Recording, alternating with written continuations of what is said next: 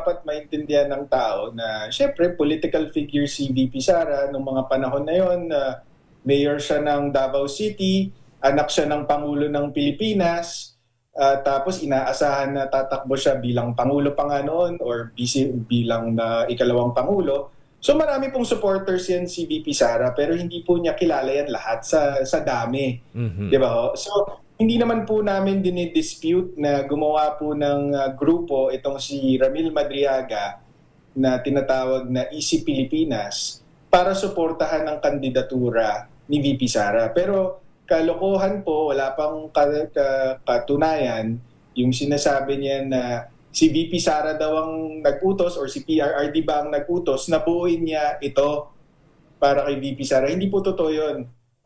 And yun nga, hindi po pwedeng maging totoo yun kasi hindi nga po sila kilala ng personal.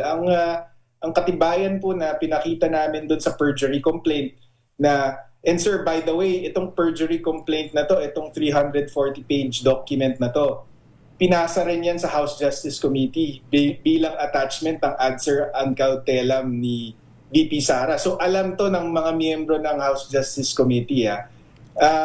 Meron tayong pruweba na itong mga picture na pinapakita niya, lalo na yung pinakaunang Zoom meeting between Easy Pilipinas and si VP Sara, ang nag-organize nun ay hindi si Ramil Madriaga kundi si Attorney Ryan Kilala. Bakit? Kasi hindi magkakilalang personal si Ramil Madriaga at saka itong si VP Sara. So pinakiusapan niya si Attorney Ryan Kilala, pwede mo bang ma-request si VP Sara na paunlakan tayo ng virtual meeting. Virtual meeting, Sir Deo, kasi may pandemya nung mga panahon na yun. So yun ang way na mag-meet. So bakit mahalaga yun? Kasi anong kwento ni Ginoong Madriaga, 2018 pa lang daw nagtatrabaho na siya kay VP Sara. 2021 po itong first virtual meeting with ECIP. So anong ibig sabihin? Kung matagal ka nang nagtatrabaho kay VP Sara, bakit